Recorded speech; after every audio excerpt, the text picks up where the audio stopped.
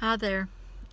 This is something I learned from watching SpongeBob. Please don't cut me off yet, just because I mentioned SpongeBob. But I'm sorry, it is a valuable source of wealth of information to me. Okay, so anyway, what I was going to tell you was I'm watching an episode, and it was where SpongeBob was terrified of his little cousin, who evidently was just awful to him, bullied him terribly when he was a little kid, a little sponge.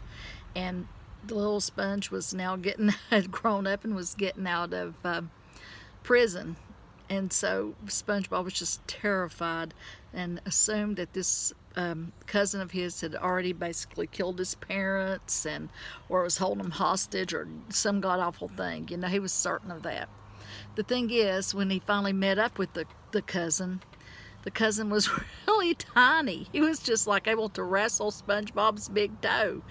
And SpongeBob just, got so tickled and laughed because he realized there was nothing to be afraid of after all.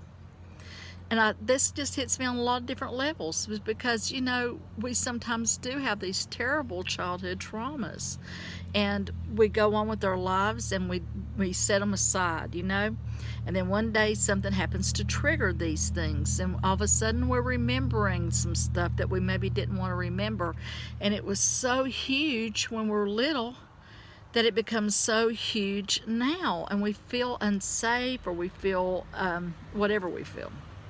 And I think that's when you have to stop giving that fear that power. You have to make it small. You have to dial it back and realize, you know what? I'm not that tiny person anymore that can be bullied by that fear, or by that person, or that thought, or by whatever was your little SpongeBob cousin. You've got to take control of what's happening now, and not let that thing that is living inside your heart, your head, or whatever, run the next part of your life. You done give it a good portion of your life already. Whatever this fear is that's inside you, or this whatever, it's already taken a sizable hunk of your life. Don't give it more. Take back your power. Realize I've growed. I don't need to have this anymore. I can overcome this. I can make this what it really needs to be, which is small. You do that by talking to yourself and telling yourself, I'm a powerful person now, or I am a fully grown person now, or I am whatever kind of person I am now. I don't have to loan out my energy to being afraid anymore.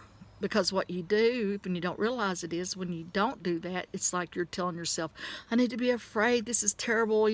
Things are bad for me. Someone's mean to me. Something I'm going to repeat, maybe bad things that's happened to me, because it's normal for me to have bad things happen to me. So I'm going to continue a bad thing. No. You got to be kind to that inner voice, that inner child. You got to reassure, I don't have to be afraid anymore. I do have power. Look, I'm this big, and the fear is the thing. The challenge is this big. I just forgot that I did this. Don't let this do this too. Okay? Don't let that grow too. Take back your power.